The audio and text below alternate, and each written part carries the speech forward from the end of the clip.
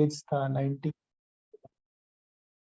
तो उसमें जो धर्म बहुत ज्यादा प्रोग्रेस को पा रहे थे, मुस्लिम्स थे, क्रिश्चियनिटी थे, उन्होंने बिल्कुल साइंस को एक तरफ कर दिया। और फिर जब साइंस का थोड़ा सा जोर हुआ, साइंस ने थोड़ा सा जड़ पकड़ा, तो उन्होंने धर्म को बिल्कुल एक तरफ कर दिया। तो आज की दुनिया में उसी का रिजल्टेंट ये है कि जो बातें तर्क संगत भी हैं बट धर्म के क्षेत्र में आती है, उनको साइंस मानता नहीं है बिल्कुल। और जो चीजें साइंस के क्षेत्र में आती है को धर्म मानता नहीं है। तो बाबा भी यही कह रहे हैं कि कर्म वाले कहते हैं धर्म की बातें नहीं करो। दुकानों पे भी कई बार लिखा होता है ना कि नाइस चीज बाद में, पहले कैश। और धर्म वाले कहते हैं कि हम तो हैं ही कर्म संन्यास, हमारे से कर्म की बात मत करो। बिल्कुल कर्म को छोड़ के बैठे हैं। और उसके पीछे जो गहरा बिलीफ है वो ये है कि अगर जो कर्म है, जो ह्यूमन बीइंग जो कर्म करता है, वही आत्मा को करप्ट करता है। अगर कोई भी मनुष्य कोई भी कर्म करेगा, बहुत दुनिया में भी ये धर्म का जो मूल लक्ष्य माना जाता है वो मोक्ष माना जाता है। और बाबा यही डिफर करते हैं।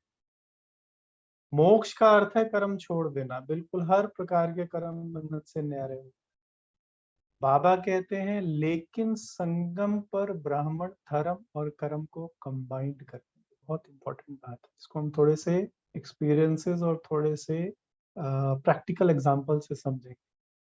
तो सारा दिन में, ये इंपॉर्टेंट बात है, तो सारा दिन में धर्म और कर्म कंबाइंड रूप में रहता है। धर्म का अर्थ क्या है?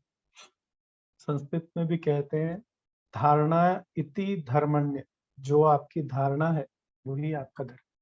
बाबा ने भी कहा धर्म का अर्थ है दिव्य गुण धारण करना।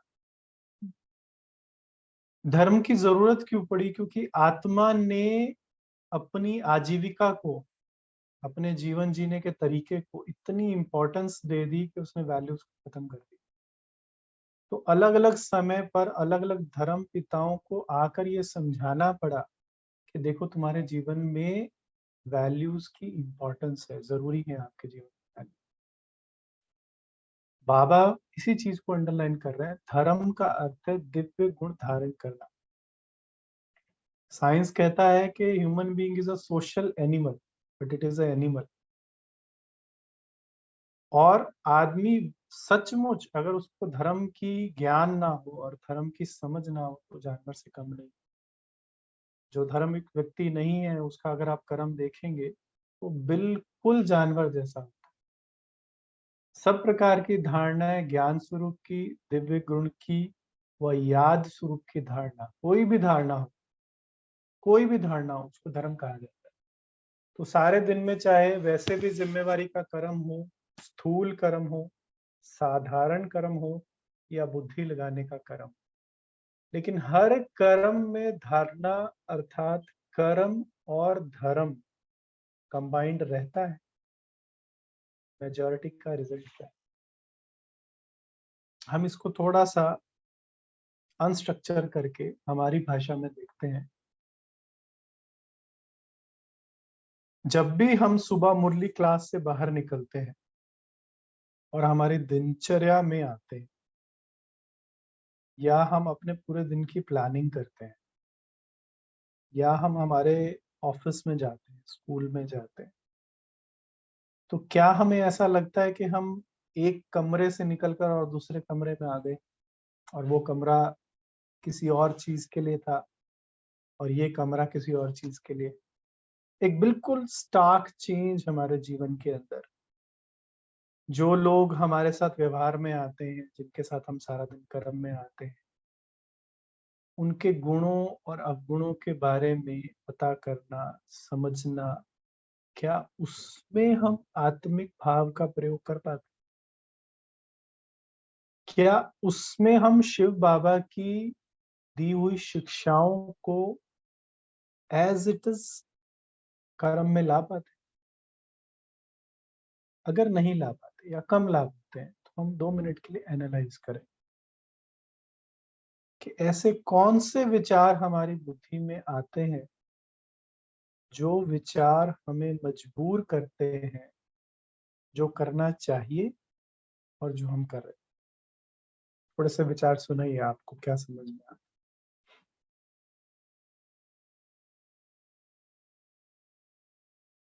ऐसे कौन से विचार आते हैं हमें जिससे हमें ऐसा लगता है कि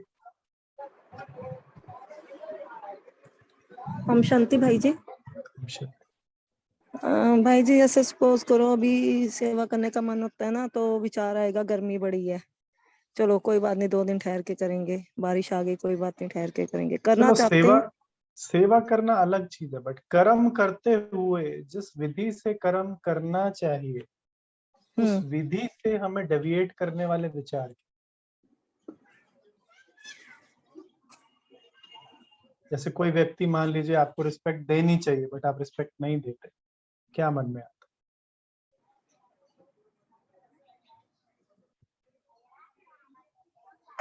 या हम किसी के साथ कर्म करते हैं, नफरत नहीं करना, जेलसी नहीं करना, दूसरों को आगे बढ़ाना, दूसरों को प्रेम से रखना, दूसरों को आत्मिक दृष्टि से देखना, ये सब चीजें जैसे ही हम कर्म में आते हैं इनको छूटने का कारण क्या है? कोई भी सुनाए। कर्म becomes more important, प्रायोरिटाइज कि ये मेरा कर्म ठीक हो जाए, बस वाई फोकस वही आ जाता है। उसके पीछे का कारण क्या है? उसके पीछे भी एक विचार चलता है, वो विचार क्या है? उसको थोड़ा सा पकड़िए, थोड़ा सा आइडेंटिफाई कीजिए, आपको बहुत काम में आएगी। मुझे लगता है जल्दी करो पड़ी रहती है सारा टाइम, जल्दी उस करो। जल्दी करने के पीछे का जो पुश फैक्टर है वो क्या है? देहभान ठीक है, ये बहुत आगे से सकता है। अपनेपन की कमी भाई, अपनेपन की कमी। अपनेपन मतलब ये मेरा है, थोड़ा देह में कि ये मेरा और मेरा है, ये मेरा है तो मैं सही करती हूँ और नहीं है, मतलब मोह में है तो अच्छा काम होगा, मोह में नहीं है तो गड़बड़ होता है। तो अभी ये तक पर तो आया मुरली है सुन रहे थे 5 मिनट पहले तक, जी। 5 मिनट में क्या हो गया? वो मैं बुद्धि से हट गया, वो मेरापन आ गया, आत्मिक स्थिति से हटके मैं और मेरापन आ गया। ठीक है, और कोई बताए? भाई जी, हम बीती बातों पर बिंदी नहीं लगाते तो भी हम वो कर्म नहीं कर पाते। बहुत अच्छा, और कोई? भाई जी, हम जो हैं, जब कर्मों में बाबा ने कहा है कि मैं करण करावर हार हूँ, तुम करण हारो, तो सारे कर्म जो करने हैं वो बाबा के निमित्त होके करने, ट्रस्टी होके करने। हम ट्रस्टी बन तो भूल गए, हमने तो सोचा कि ये हमारा कर्म है और बाबा को भी भूल गए और देहमान में भी आ गए। तो ये सब इसका चीजें कारण जो है क्या? हमें। बहुत अच्छा, आप सबने बहुत अच्छा बताया, इसका कारण क्या? ईश्वर भाई ने बड़ी देर से हैंड रेज किया हुआ। ईश्वर भाई आप बताइए। ओम शांति व्रता जी। ओम शांति। व्रता जी, एक तो ये है कि जैसे जॉब वगैरह पे जाते हैं तो उस टाइम हम कर्म कॉन्शियस ज्यादा हो जाते हैं, मतलब कर्म ठीक का है, ये रहता है निश्चित वो समय कौन में से करना। कर्म है जो हमें कर्म कॉन्शियस करते हैं? कौन से ऐसे विचार हैं जो हमको कर्म कॉन्शियस करते हैं? वो विचार दूसरा थोड़े से कोई ये सुनाए। एक और कारण है व्रता जी, जैसे हम व्यवहार पब्लिक डीलिंग होता है तो लोग है ना अपने जैसे अपने स्वभाव संस्कारों के अनुसार व्यवहार करते हैं, तो कई बार हम उन पे ध्यान चला जाता है, जैसे उन पे अभी उनको ध्यान नहीं तो करना। जाएगा, ध्यान हाँ तो जी, ध्यान जाएगा, और जाता है। बाबा की वाणी भी उसी से रिलेटेड है। नहीं, आप बाबा देखोगे ना जो बोलता सोसाइटी है, में वैल्यू सिस्टम बहुत कम हुआ है, मतलब आप धीरे धीरे डिग्रेडेशन की तरफ हम देख रहे हैं। सोसाइटी में तो बहुत कम हुआ। हम ब्राह्मण है, और जो हाँ हमारा पूरा का पूरा, जिसको कहे हमारी पढ़ाई ही इस चीज की है कि जब हम लोगों के बीच में जाते हैं जी ब्रदर जी। तो हमको कैसे डील करना है, हमको कैसे चलना है। नहीं, आप देखो बाबा की ओम शांति भाई। अनुसार ध्यान तो बहुत रखते हैं लेकिन फिर भी इतना नहीं रख पाते जितना रखना चाहिए। जी, हम आते हैं इस पॉइंट के ऊपर। हाँ जी, और किसी को कुछ बोल? राजकुमारी बहन आपने सब हैंड रेज करिए प्लीज, ऐसे नहीं बोलेंगे नहीं तो कंफ्यूजन होता है ना। चलिए राजकुमारी बहन आप बताइए। ओम शांति। जो हम दिन भर में एक्ट में आते हैं ना भाई साहब, वो विचार चलते हैं हमारे में। बहुत अच्छा, और कोई? चंदा बहन। ओम शांति भाई जी। ओम शांति। ओम शांति। सुबह जब अमृत वेला करती हूँ उस समय तो बहुत उमंग उत्साह रहती है, और क्लास में मुरली क्लास करके आती हूँ उस समय तक भी रहती है, और बाबा से वादा भी करती हूँ सारा दिन कंबाइंड रहूंगी, 1 मिनट भी आपसे दूर नहीं रहूंगी बाबा। आप कर्म क्षेत्र में आते हैं तो आत्मिक स्वरूप कोशिश करती हूँ कि सबको आत्मा देखूं, तो आत्मिक स्वरूप पूरा नहीं रह पाती हूँ, वो वहां पर डिफिकल्ट हो जाती है। कर्म क्षेत्र में आने के बाद आत्मिक स्वरूप बहुत खुलने के कारण बहुत अच्छा, बहुत नहीं अच्छा। कर पाती। अच्छा, मैं आपको 1-2 एग्जाम्पल और 1-2 एक्सपीरियंस से सुनाता हूँ। तो बाबा रोज मुरली में बहुत बहुत बहुत, आप थोड़ा सा ना एक्सपीरियंस सहित तो ये बात बोलना सुनना कि जैसे ही बाबा मुरली में, अव्यक्त मुरली में जो पहला पैराग्राफ होता है ना, उसमें खूब बाबा एकदम बटर, एकदम अच्छी तरह से बाबा बहुत महिमा करता है, तो ना सब ऐसे सो जाते हैं कि बाबा तो बोलता है ठीक है, और जैसे ही बाबा डांट लगानी शुरू करता है सब एकदम से हाँ अभी कुछ काम की बात आनी शुरू होगी। तो मान लीजिए आपको भूख लगी है और आपको 1 कटोरी चावल कच्चा, 1 कटोरी दाल कच्चा, 1 कटोरी सब्जी कच्ची पकड़ा दी जाए। सब्जी तो शायद खा लेंगे कच्ची, आजकल बहुत ट्रेंड है, पर दाल और सब्जी अगर आपको, दाल और चावल आपको कच्चा पकड़ा दिया जाए, को बोला जाए कि आप अपनी भूख भर लो, तो आपकी भूख मर जाएगी उससे? नहीं। कि बाबा हमारे सब कॉन्शियस को टच करता है। जो बाबा हमें ज्ञान सुनाता है, सही लगा देना ताला। आत्मा के बिल्कुल कोर को टच करती है। जितना समय हम देह के भान से दूर होते हैं उतना समय उसका हमारी कॉन्शियसनेस पे असर होता है। जब हम कर्म में आते हैं तो हमें डिसीजंस लेने होते हैं, हर पॉइंट पे डिसीजन लेना होता है, और तब हमारा कॉन्शियस माइंड एक्टिव हो जाता है। सब कॉन्शियस माइंड में पड़ा हुआ है कि मुझे ऐसा नहीं करना, मतलब दाल चावल पड़ा हुआ है बट पका नहीं, रेडी टू ईट मोड में नहीं है, क्योंकि वो आपके कॉन्शियस माइंड तक पहुंचा नहीं। फॉर एग्जाम्पल, बाबा कहते हैं कि सबके साथ प्यार से व्यवहार करो, किसी के साथ नफरत मत रखो। अभी शायद ईश्वर भाई जी ने बताया था, बहुत सुंदर उन्होंने बोला कि दूसरी आत्माएं जो है ना बहुत ज्यादा वैल्यूज, ये है कॉन्शियस माइंड की उपज, कि दूसरी सभी आत्माएं जो है ना बहुत वैल्यूज लो हो चुकी, और सबकॉन्शियस माइंड की उपज क्या है? सब बाबा के बच्चे हैं, सब प्रेम प्यार से चलने वाले हैं, सब शुद्ध आत्मा है। ये दोनों मैच हो रही हैं, हो रही है मैच ये दोनों? नहीं। और इसीलिए जैसे ही आपका कॉन्शियस माइंड एक्टिव होता है वो इस कच्चे मटेरियल को रिजेक्ट कर देता है। हमें केवल सुनना मात्र के सबके साथ प्रेम से चलना है, सबके साथ, किसी के साथ जेलसी नहीं करना है, ये सिर्फ और सिर्फ सबकॉन्शियस माइंड की एक चाबी लगाने वाली बात। बट जब तक हमने शिव बाबा के साथ कनेक्ट होकर सूक्ष्म शरीर द्वारा उस धारणा के हर एस्पेक्ट का अनुभव नहीं किया, वो कैसे होता है? मैं एक एग्जांपल बताता हूँ। मैं जब ज्ञान में आया तो मैं जॉब करना जस्ट स्टार्ट किया था, तो मेरे मन में बड़ी रहती थी कि भाई बाबा की सेवा करनी चाहिए, बाकी सब चीजें तो टाइम वेस्ट है। मैं सॉफ्टवेयर कंपनी में जॉब करता था चंडीगढ़ में, तो मुझे बड़ा अंदर से ये फील होता था कि हाँ बाबा की सेवा करनी है, बाकी टाइम पास है, बिल्कुल वेस्ट हो रहा टाइम। तो एक बार मैं शांति, थोड़ा पीछे बैकग्राउंड में अंधेरा होगा, लाइट कहीं अभी आ जाए, तो मैं जब भी शाम को योग करता था तो योग में मैं बाबा को कहता था बाबा मुझे सेवा में लगाओ, मुझे सेवा में जाओ। वो मेरे सबकॉन्शियस माइंड की उपज है, मेरी इच्छा है, मेरे अंदर की चाहना है, बट मेरे माइंड ने, मेरे कॉन्शियस माइंड ने उसको प्रोसेस नहीं किया। तो जैसे ही मैं शांतिवन में बाबा मिलन के लिए आया, तो एक शाम को मैं बाबा के कमरे में गया योग करने के लिए। तो मुझे बहुत जोर से बाबा से टचिंग हुई कि बच्चे तुमको शांतिवन में आना है और बहुत बड़ा प्रोजेक्ट है बाबा के घर का और वो आपको संभाल। देखिए, मैं बहुत समय से बाबा को ये बात कह रहा हूँ कि बाबा मुझे सेवा करनी, और अब बाबा मुझे सिर्फ फर्स्ट टाइम योग में ऐसा जोर से मुझे वाइब्रेशन आ रहा है कि तुम सेवा में आ जाओ।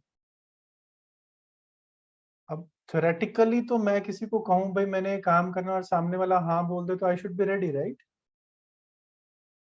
और मैं कांप गया बुरी तरह से, मतलब मैं बुरी तरह से डर गया और मैंने कहा भाई मैं, ये है वो है, मेरे घर की जिम्मेवारियां हैं, बहुत कुछ है, ऐसा है वैसा है। तो बाबा के साथ उस टॉपिक पे मैंने डिस्कशन करना स्टार्ट किया कि जो आप कह रहे हो वो पॉसिबिलिटी ही नहीं है, वो हो ही नहीं सकता, कैसे होगा कि मैं ओनली सन था, घर वालों की फाइनेंशियल नीड्स भी मेरी जॉब से पूरी होती थी और सब कुछ मतलब मेरे पे डिपेंडेंट, फिजिकली ये वो सब। बट मेरे सबकॉन्शियस माइंड ने एक इच्छा क्रिएट की हुई थी कि मुझे सेवा करनी है, बट वो रियलिस्टिक नहीं थी, ऑन ग्राउंड उसका कोई आधार नहीं था। उसके बाद 3 महीने तक मेरे योग का एक थीम रहा, क्योंकि मैं जैसे ही बैठता था बाबा एक ही बात बोलता था कि बेटा तुमको सेवा में आना है।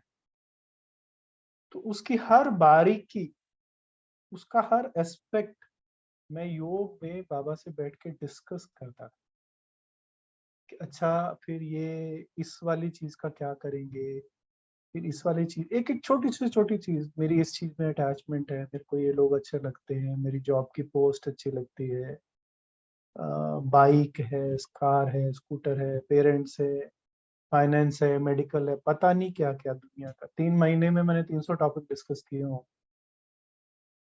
और जब शिव बाबा के साथ वो 300 के 300 टॉपिक डिस्कस होके उसका एक अनुभव युक्त आंसर मेरी बुद्धि में फिट हो गया, मैं रेडी हो गया, क्योंकि अब मेरा कॉन्शियस माइंड उस डिसीजन के लिए रेडी हो चुका है। हम बाबा से जो भी बात करते हैं, अगर वो थ्योरेटिकल है कि बाबा बहुत प्यारे हो, सब बहुत अच्छे हैं, सब बहुत शुद्ध आत्माएं हैं, ये हमारी इच्छा है, हमारी भावना है, वो हमारे सबकॉन्शियस माइंड की उपज।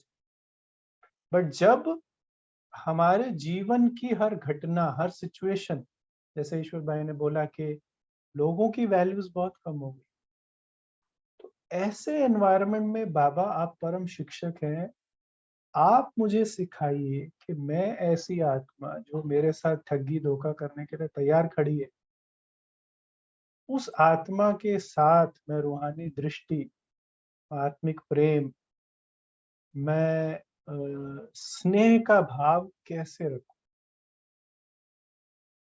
ये बात जब आप बाबा से डिस्कस करेंगे, इसको कहते हैं यथार्थ कंबाइंड स्वरूप।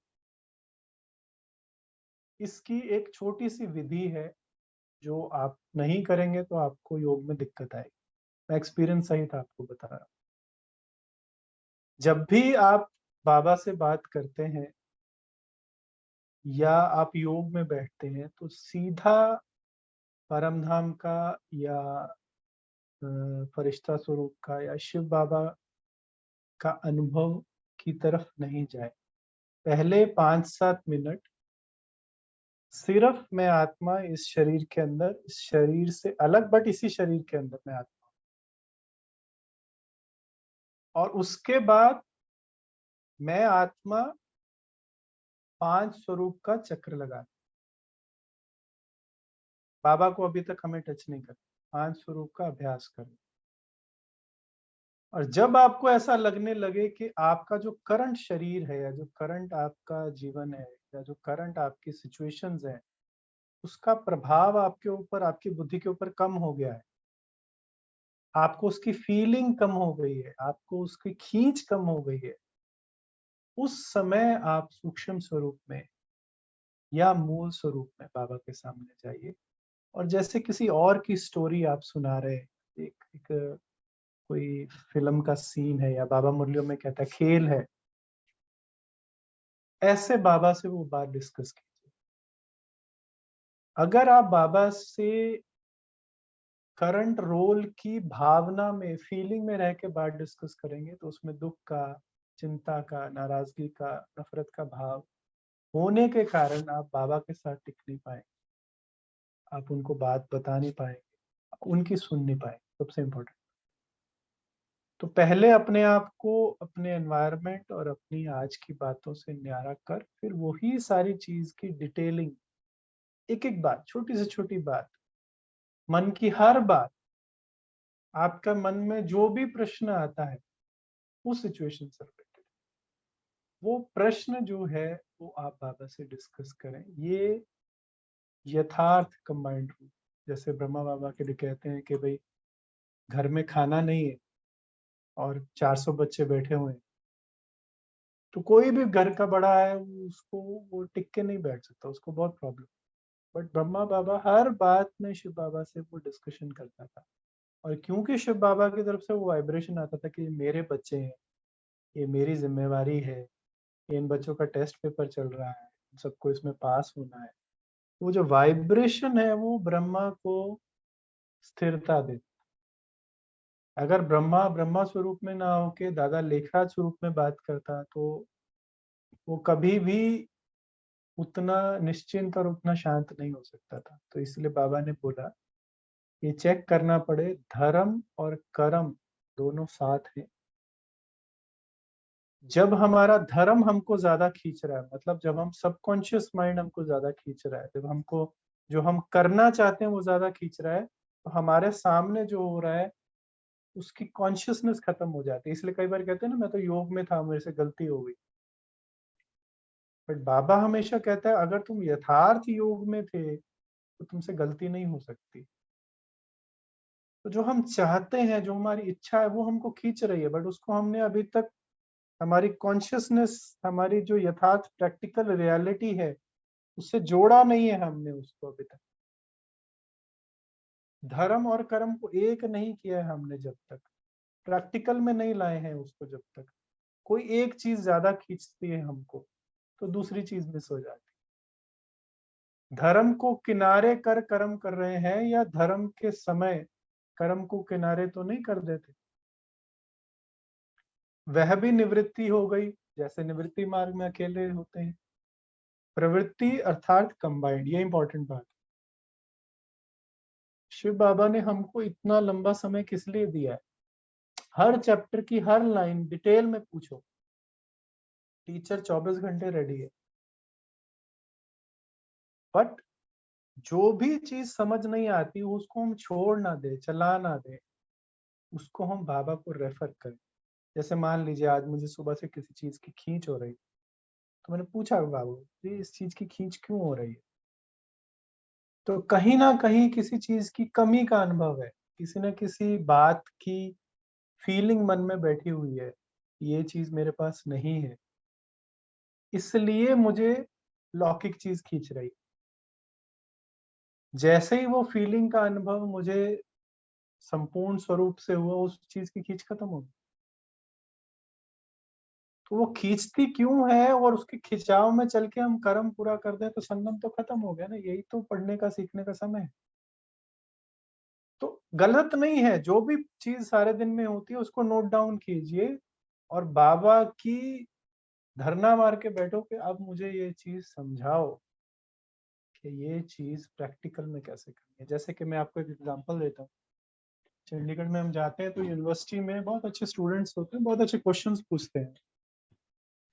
तो हमने जब उनको बोला कि सबके साथ रिस्पेक्ट से चलना चाहिए, तो उन्होंने कहा कि भाई साहब जब हम किसी के साथ रिस्पेक्ट से चलते हैं तो वो हमारे को मिसयूज करते हैं। तो हमने कहा हाँ बात तो सही है आपकी, ये एक कॉमन एक्सपीरियंस है, बट आप एक इस चीज में 2-3 चीजें ऐड कीजिए। एक तो जब भी आप किसी को रिस्पेक्ट देते हैं तो सेम अमाउंट ऑफ रिस्पेक्ट आप अपने आप को भी दीजिए। अपने को नीचा समझ के या अपने को कम समझ के या किसी से किसी चीज की इच्छा रखते हुए दूसरे को रिस्पेक्ट मत दे। दूसरे को रिस्पेक्ट दे एट एन इक्वल लेवल। जितना आप अपने आप को रिस्पेक्ट दे रहे हैं उतना ही दूसरे को रिस्पेक्ट, पहली बात। और दूसरी बात, दूसरे को रिस्पेक्ट देते हुए ये बात नोटिस ना करें कि उसके अंदर की क्या कमियां हैं और वो उसका क्या मजा उठाएगा या क्या उसका फायदा उठाएगा। उस समय उसकी एक विशेषता अपने ध्यान में विशेष केंद्रित करें। ये दो चीजें आप एक साथ करके किसी के साथ भी एक्सपेरिमेंट करके देखिए, हो ही नहीं सकता कि उस आत्मा की इच्छा हो कि आप रिस्पेक्ट दे रहे हैं और वो उसका गलत फायदा उठाए। एक्चुअली वो मन से, दिल से आपको वापस रिस्पेक्ट देगा। करके देखिए। बट भगवान का ज्ञान जो है वो संपूर्णता में काम करता है। जब हम ज्ञान का कोई एक एस्पेक्ट छोटा सा उठा लेते हैं और बाकी बातें जो उसी पॉइंट के बारे में बाबा ने कही है वो छोड़ देते हैं, तो वो ज्ञान के अनुभव का फेलियर हमारी बुद्धि में बैठ जाता है कि मैंने तो रिस्पेक्ट दी थी, सामने वाले ने तो गलत फायदा उठा लिया, आगे से मैंने रिस्पेक्ट देनी नहीं। और धीरे धीरे करके मुरली के जितने भी पॉइंट्स है या बाबा हमें जो भी बोलता है उसके बारे में हमारे मन में संशय या फेलियर्स इकट्ठे हो जाते हैं कि भाई करके तो बहुत देखा, होता कुछ है नहीं। क्यों नहीं होता? क्योंकि हर चीज को हमने उसकी संपूर्णता में प्रयोग नहीं किया, उसकी कंप्लीटनेस में प्रयोग नहीं किया। आज आपने किसी को रिस्पेक्ट दिया और एक सिचुएशन आई, आप वो सिचुएशन बाबा से एकदम न्यारे होकर डिस्कस कीजिए। बाबा आपको बताएगा, बच्चे तुम्हारे मन में ये भाव था ना, ये भाव उस आत्मा ने कैच कर लिया। और जब आप सेम सिचुएशन को रिफाइन करेंगे तो आपको एक्सपीरियंस होगा कि हाँ उस चीज की पावर क्या है, उस चीज की शक्ति क्या है, उस चीज में डेप्थ कितनी है। पर जब हम ज्ञान को पार्शली पिक करते हैं तो फिर हम कंपार्टमेंटलाइजेशन ऑफ इंटेलेक्ट, साइकोलॉजी की टर्म है कंपार्टमेंटलाइजेशन ऑफ इंटेलेक्ट, कि थोड़ा समय के लिए ऐसा है तो अच्छे बनेंगे, ऐसा है तो जूता उठा लेंगे। ये कंपार्टमेंट बन जाते हैं हमारे बुद्धि के अंदर, और ना चाहते हुए भी हम डुअल पर्सनालिटीज बन जाते हैं। हमारा दिखाने का फेस कुछ और, करने का फेस कुछ और। वो इसीलिए होता है कि हमारे इसमें कुछ गलत नहीं है, हमारे अंतर में बाबा के ज्ञान का गहराई से एक्सपीरियंस अभी तक पूरा नहीं हुआ। हमने दाल चावल कच्चा रखा हुआ है। तो जब हम ये दाल चावल थोड़ा पकाते हैं तो बाबा ने बोला प्रवृत्ति अर्थात कंबाइंड, तो जबकि आदि पार्ट से कंबाइंड है, प्रवृत्ति वाले हैं, तो पुरुषार्थ में भी प्रवृत्ति का पुरुषार्थ हो, निवृत्ति मार्ग का ना हो, अर्थात अकेला ना हो। जब हम कर्म करने लग गए तो भाई अब ये तो मुझे करना ही पड़ेगा ना, तो वहां बाबा साथ में नहीं है, बाबा का ज्ञान साथ में नहीं है, बाबा की धारणाएं साथ में नहीं है। तो जैसे वह छोड़कर किनारा कर चले जाते हैं, इसी रीति धर्म को छोड़ कर्म में लग जाते हैं, ये भी निवृत्ति मार्ग है। तो सदा प्रवृत्ति मार्ग रहे, ऐसा अभ्यास जब सबका संपन्न हो जाए तब समय भी संपन्न हो, क्योंकि प्रवृत्ति मार्ग के संस्कार पुरुषार्थी जीवन से भरने, ये इंपॉर्टेंट है। संगम पे और कुछ काम करने को नहीं, सब कुछ बाबा ने देके रखा हुआ। रक्षाबंधन है 5 मिनट और रचना में क्या आई कैन एक्सप्लेन। जी भाई जी। छोटा सा एक्सपीरियंस मैंने शायद We पहले have भी another 15 minutes. हाँ बट क्वेश्चंस भी होंगे। चलिए 5 मिनट में पूरा करते हैं। मैं जब वो आपको सुना है कि मैं जॉब छोड़ के मधुबन आने वाला था, तो मैंने बाबा को बोला कि बाबा मैं सेवा करना चाहता हूँ, बट हमारे घर की फाइनेंसेस का क्या होगा, पेरेंट्स की रिस्पॉन्सिबिलिटी तो मेरे पे है। तो बाबा ने यही बोला कि बच्चे सचमुच में तुम छोड़ना चाहते हो, क्योंकि तुम तो दुनिया की सबसे ऊंची अथॉरिटी के बच्चे हो, तो तुमको वो कॉन्फिडेंस है। मैंने कहा सच बताऊं तो नहीं है। तो बाबा ने कहा ठीक है, अच्छा मुझे ये बताओ तुम्हारी वर्किंग एज कितनी होगी, 20 साल 25 साल? 20 साल 25 साल में खर्चे काट के कितना कमा लो? 45, 50, 60, 70, 1 करोड़। तो जितना तुम सारे समय में कमाने वाले हो उसका इंटरेस्ट निकाल के अगर मैं आज अभी इसी वक्त तुमको डाउन पेमेंट कर देता हूं तो तुम समर्पित होने के लिए रेडी हो? और प्रैक्टिकली ऐसा हुआ, मैं किसी दिन आपको सुनाऊंगा, आज इतना टाइम नहीं है।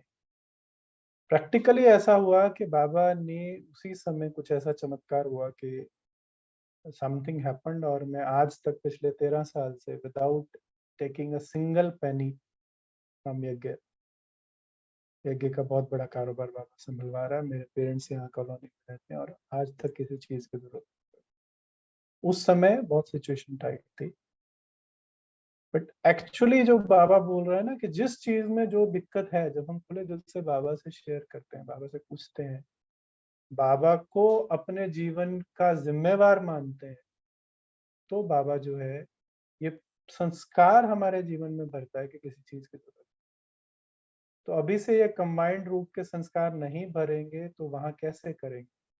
वंडरफुल प्रवृत्ति मार्ग है ना, धर्म और कर्म का प्रवृत्ति मार्ग कहो या कर्म और योग का प्रवृत्ति मार्ग कहो, ये कर्म और योग का प्रवृत्ति मार्ग कहो, बात एक ही हो जाती है।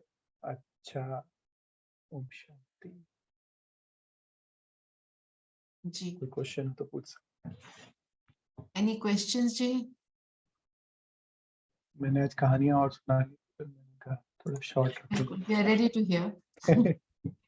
जी, रामवंश भाई ने हैंड रेज किया, बोलिए।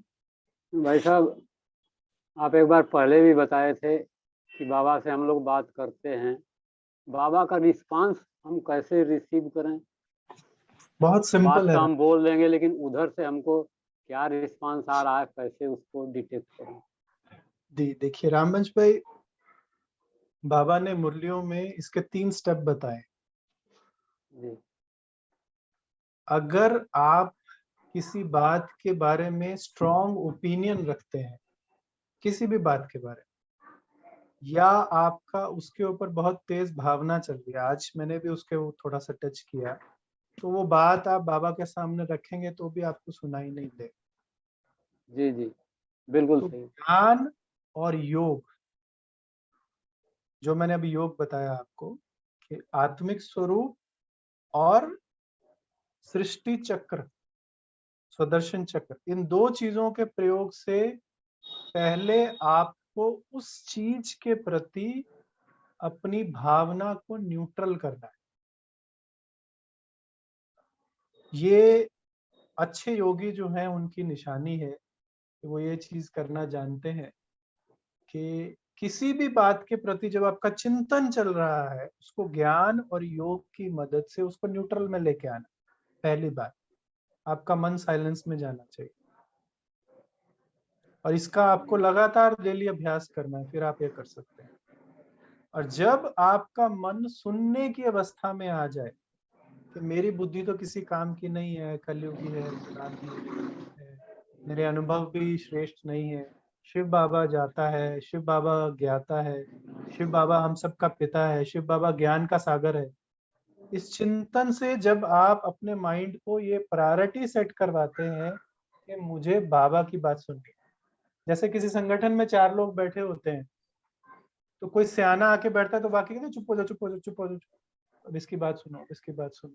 जी जी इसी प्रकार चिंतन से हम अपने विचारों को सुनाते हैं कि तुम्हारा अनुभव किसी काम का नहीं है, तुमने इस अनुभवों के पीछे लग के 83 जन्म खराब कर दिए हैं, अब ज्ञान का सागर तुम्हारे सामने है, अब तुम चुप करो। ये चिंतन करने से जब मन साइलेंस में जाएगा, फिर बाबा के पास परम धाम में स्वमान सहित, मैं मूर्ख खलकामी नहीं, स्वमान सहित, क्या म्यूटेड हुआ? सुन रहे हैं ना? हाँ जी जी जी सुन रहे हैं। जैसा बाप है वैसा बन के जब बाप के सामने बैठेंगे तो बिल्कुल बाप की बात क्लियर सुनाई देगी। बट अगर हम इन स्टेप्स को छोड़ के अरे अरे 3:45 हो गए, अरे अरे 4:30 से पहले, 4:45 से पहले पहले मुझे उठना है, अरे ये करना है, अरे वो करना है, तो फिर नहीं सुनाई। नहीं नहीं ठीक बात। जल्दीबाजी है या कोई भी इमोशन है, कोई जी, जी। भी इमोशन है, इसलिए मैं हफ्ते में एक दिन जरूर इंश्योर करता हूँ कि मैं रात को 8 बजे सो जाता हूँ, सुबह 2 बजे उठता हूँ और कम से कम 2.5 घंटा बाबा के साथ बैठ के जितने पेंडिंग सब्जेक्ट हैं, जितने पेंडिंग मैटर हैं और जितनी आलतू फालतू चीजें पड़ी हुई हैं, सब फाइलें क्लियर करते हैं बैठ के, ताकि लंबा ढेर नहीं लगे और वो बात रनिंग में रहे। अगर हमारा मन बातों में उलझा हुआ है और हमने कहीं भी उसको सॉर्ट आउट नहीं किया है, तो बाबा की बात आपको सुनाई नहीं देगी। जी, ये जी। सही है, फैक्ट। बिल्कुल करेक्ट। बाबा कहते हैं, बाबा के एग्जैक्ट महावाक्य हैं, मन को शीतल और शांत कर अमृत वेले बाप की गोद में आके बैठ जाओ तो बाप सब ठीक कर। जी। राजलक्ष्मी बहन। हाँ जी भाई जी, ओम शांति। ये जो धर्म बाबा ने बोले कर्म में धर्म शामिल हो, वो तो समझ में आ रहा है, कर्म योगी। लेकिन धर्म में कर्म कंबाइन हो, वो नहीं समझ में आया। आज मेरा योग करने का मन है, सेंटर पे बहुत सेवा है, घर पे बहुत काम है, ऑफिस में बहुत काम है, बट मैं उठूंगा नहीं। आज मुझे साइलेंस का एक्सपीरियंस हो रहा है, आज मैं किसी से बात नहीं करूँ। आज मेरा योग का दिन है, आज सेंटर पे बड़ा प्रोग्राम है, बट मैं नहीं करूंगा। मतलब डिस्टर्ब कर रही है एक दूसरे को चीज। जब आप योग कर रहे हैं, किताब पढ़ रहे हैं, बाबा को याद कर रहे हैं, तो फिजिकली जो कर्म करना आपके लिए जरूरी है, जो आपकी रिस्पॉन्सिबिलिटीज हैं, वो करने की इच्छा ना होना, उसको कहते हैं धर्म के समय कर्म छोड़ दिए। ऐसा बहुत लोग सुनते हैं। बोलूं थोड़ा सा?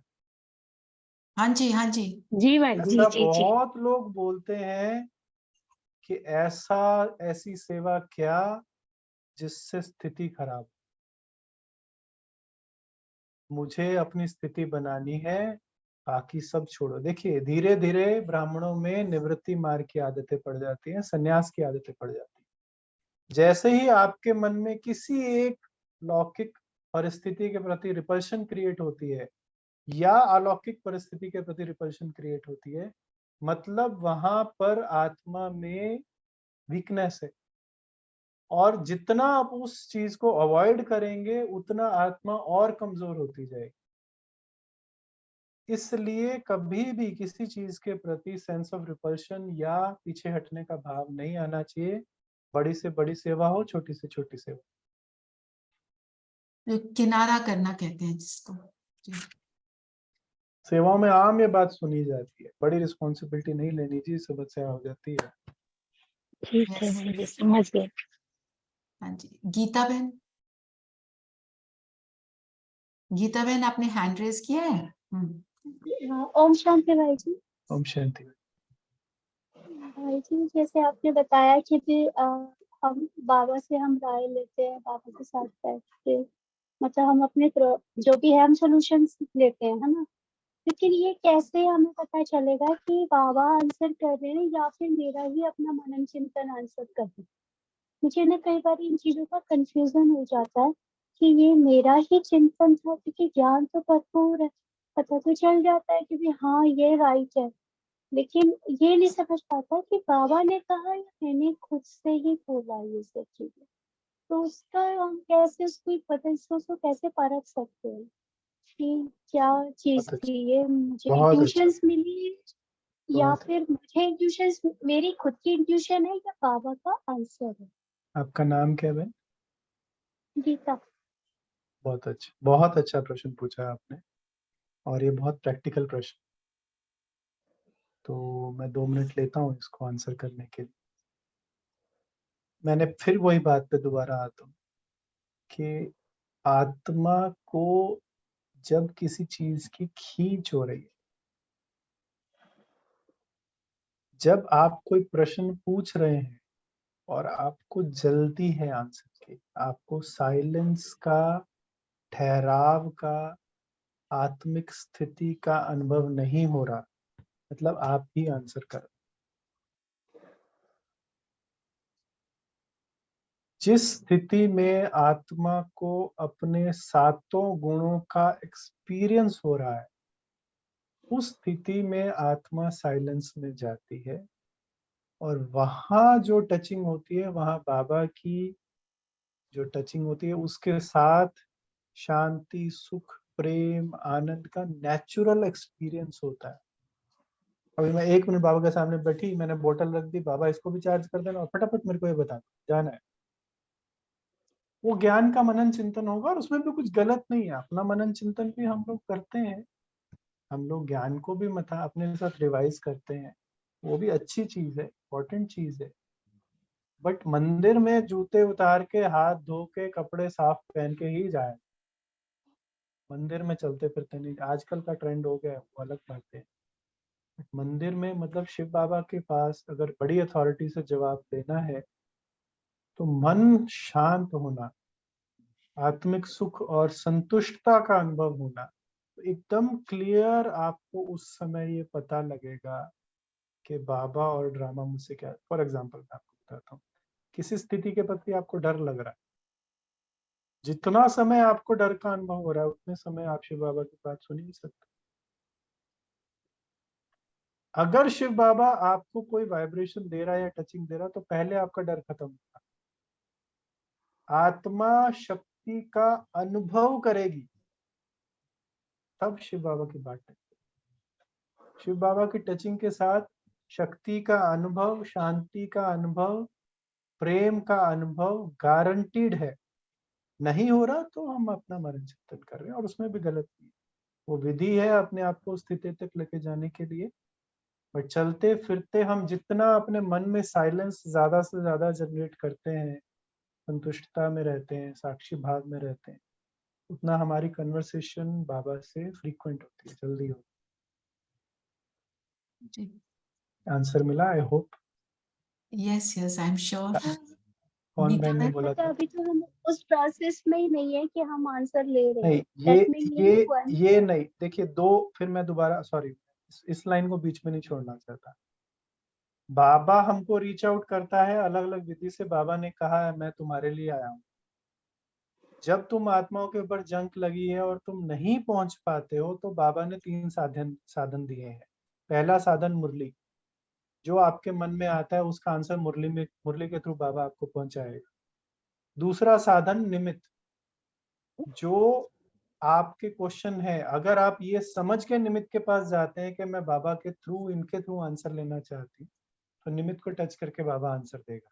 और तीसरा फिर है ये योग के अंदर, जब हम बाबा के आज्ञाकारी बच्चे हैं बट हमारे मन की स्थिति ऐसी नहीं है कि हम बाबा के पास पहुंच सके, तो बाबा की गारंटी है कि बाबा हमारे तक पहुंचेगा और हमको हमारा आंसर पहुंचाएगा। इस बात की जिम्मेवारी बाबा लेता है। ये बात बाबा ने मुरलियों में कई बार। What was the third point जी? योग, जो मैंने आपसे बात योग। की, योग के थ्रू, स्थिति के थ्रू। जी। So this was the second point. Second was through निमित्त। हाँ जी, साक्षी बहन। ओम शांति भाई जी। ओम शांति। भाई जी, बाबा से हम बात करते हैं तो कई बार ऐसा होता है कोई प्रश्न चल रहा होता है, लेकिन हम किसी से पूछ भी रहे हैं, निमित्त से या कोई साथी है जो या इसी ज्ञान में है, लेकिन हम नहीं सेटिस्फाई हो रहे, और हम अकेले में बैठकर जब बाबा से बातें करते हैं तब हमें कोई आंसर मिलता है तो हम उससे सेटिस्फाई होते हैं, और वो शायद 1-2 दिन में हमें मुरली में भी नजर आता है, तो हमें लगता है ये तो हमने बाबा से बात करी थी, हमें आंसर मिला था। तो क्या वो बोलेंगे कि हम बाबा से बात कर रहे हैं, हमें बाबा आंसर दे रहे हैं? देखिए, किसी भी कन्वर्सेशन में मैंने आज सारा दिन यही डिस्कशन किया कि आपके पास संगम पे शॉर्ट मैसेज सर्विस नहीं है, 160 कैरेक्टर की लिमिट नहीं है। आपको एसएमएस नहीं भेजना, आप ईमेल लिखो, आप मोबाइल से बात करो, आप व्हाट्सएप से बात करो, कोई बिल नहीं आता आपका।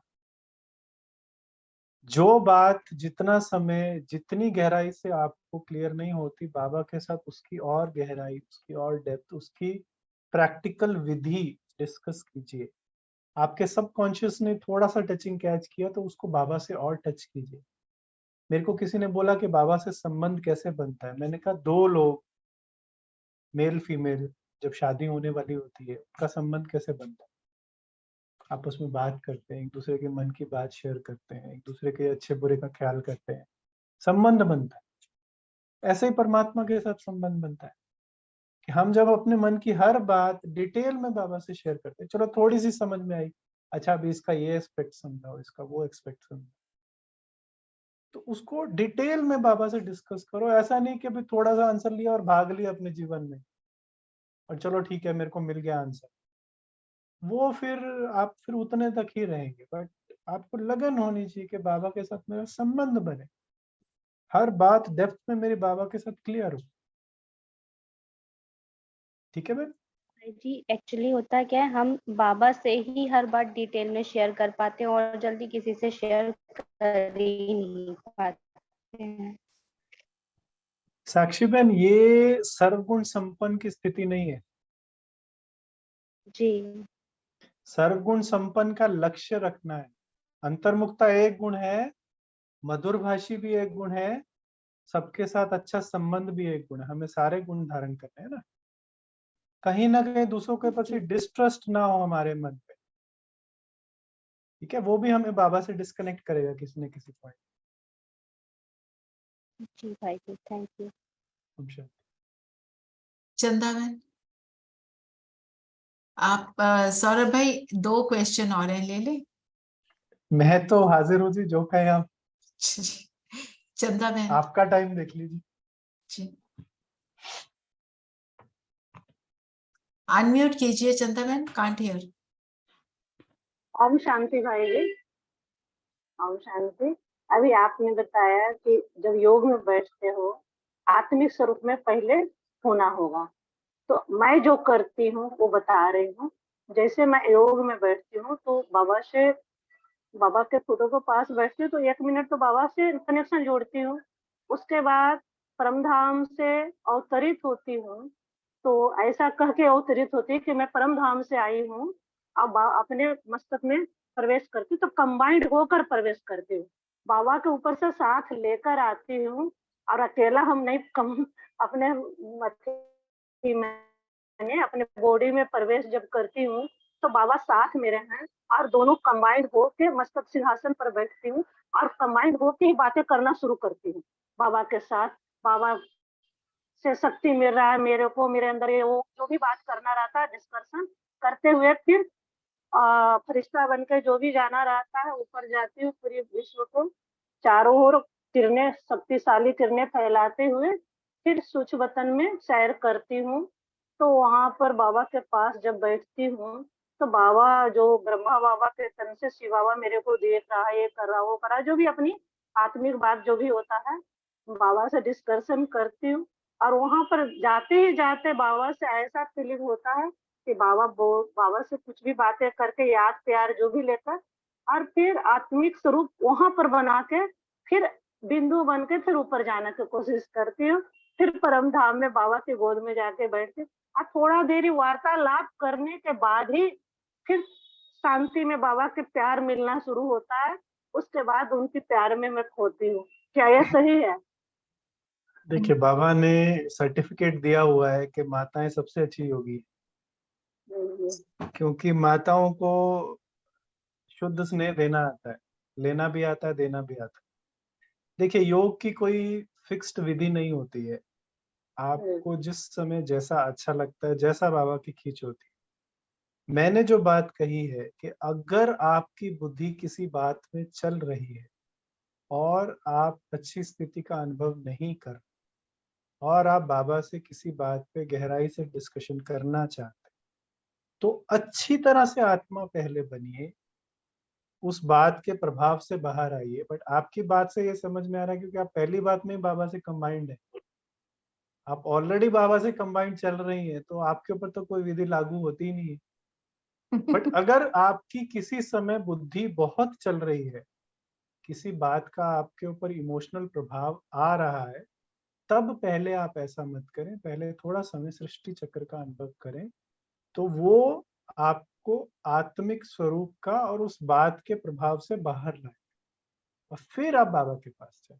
अगर आप ऑलरेडी कंबाइंड है तो जो बनना आता है करते रहिए, बात सुनते रहो। जी कोई घिसी पिटी विधि नहीं है ऐसा ही पहले करना है, ऐसा ही बात।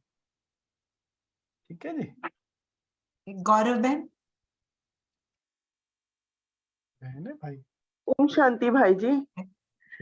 भाई जी ऐसा है कि जैसे कहीं सेवा करने जाते हैं तो कहते हैं कि बाबा आप ही करावनहार हो, मैं निमित्त आत्मा हूँ। ऐसे करके सेवा करते हैं, सेवा भी बहुत अच्छी होती है, आत्माओं को बहुत खुशी मिलती है। फिर बाबा को सौंप देते कि बाबा आपने सेवा कराई, लेकिन अगले दिन भी बार बार मुझे उन आत्माओं का ख्याल क्यों आता है, वो बातें मुझे क्यों खींचती हैं। मुझे जब मैंने बाबा ने कराया तो मैं क्यों मतलब प्रभाव में जब पूरा दिन बर्बाद कर रही हूँ कि बाबा की याद भी नहीं आ रही, उन्हीं बहुत आत्माओं की बातें। प्रैक्टिकल क्वेश्चन है ये, सेवादारी आत्मा की प्रैक्टिकल क्वेश्चन। देखिए ये सेवाओं में होता है, क्यों होता है मैं बताता हूँ। और ये साइंटिफिक क्वेश्चन है कि आत्माओं को आत्मा की जो याद है उसका माध्यम चाहिए होता है।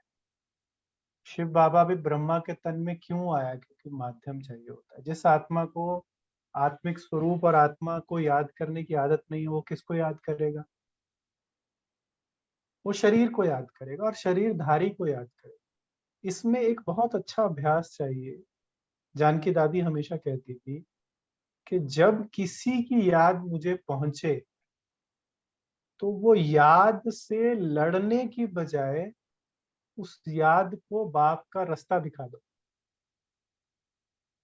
जैसे कोई आत्मा आपको याद कर रही, तो आप उस आत्मा के साथ कन्वर्सेशन में नहीं जाइए, उस एनर्जी को, उस याद को, उस वाइब्रेशन को बाबा को अर्पित कर दो उस समय, उसी समय।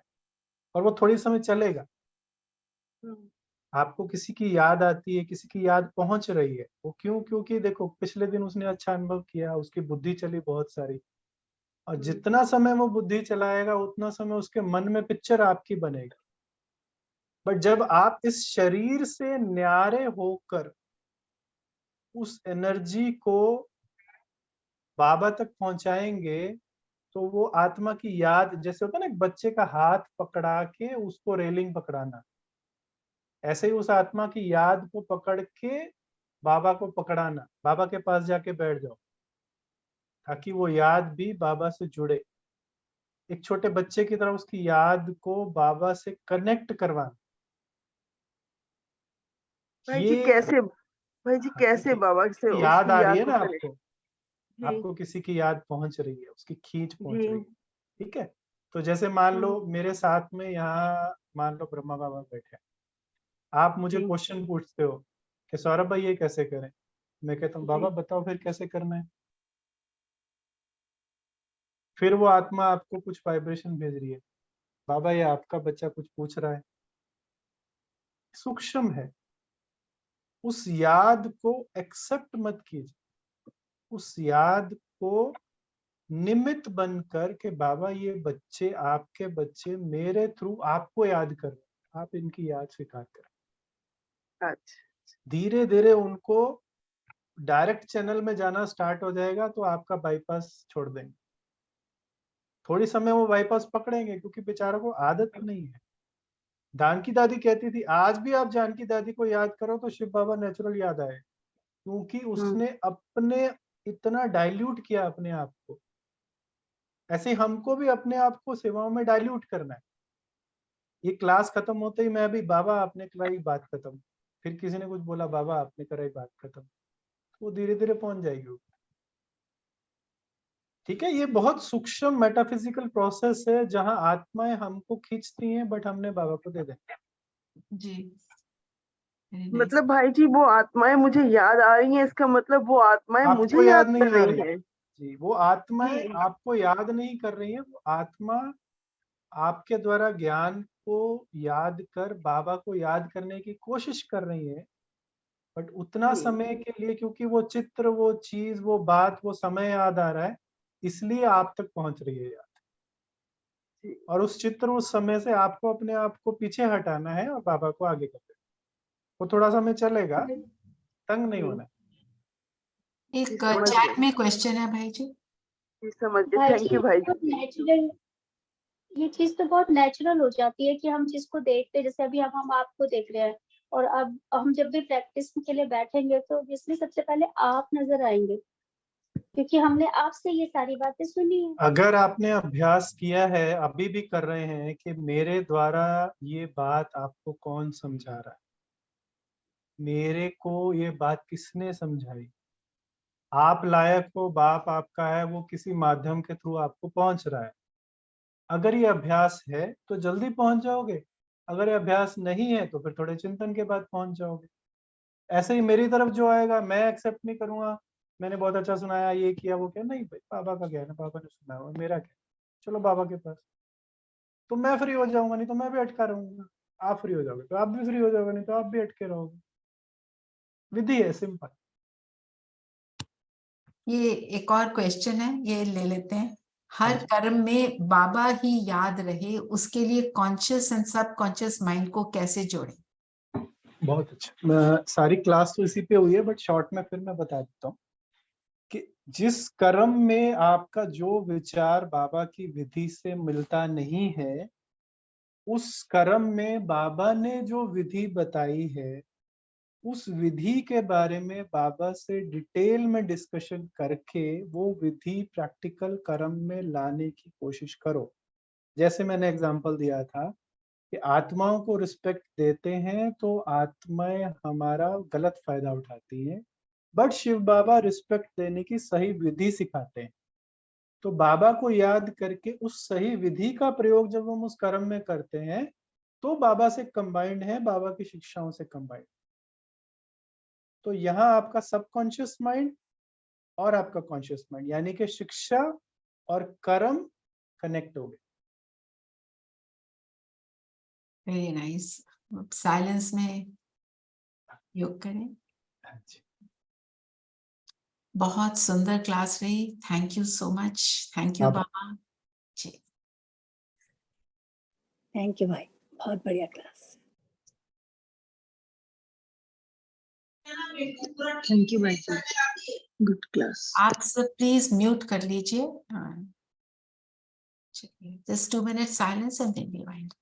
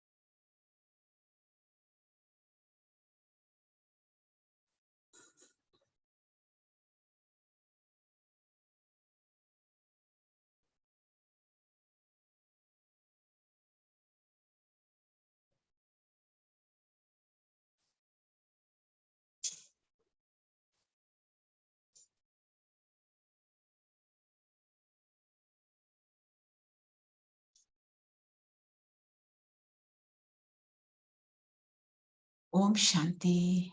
Om Shanti. Thank you, Baba. Thank you so much. Thank you, Baba. Thank you, Baba. Thank you, Bhai ji. Baba. Thank you Baba, thank you भाई जी। Om Shanti, Om Shanti, Om Shanti.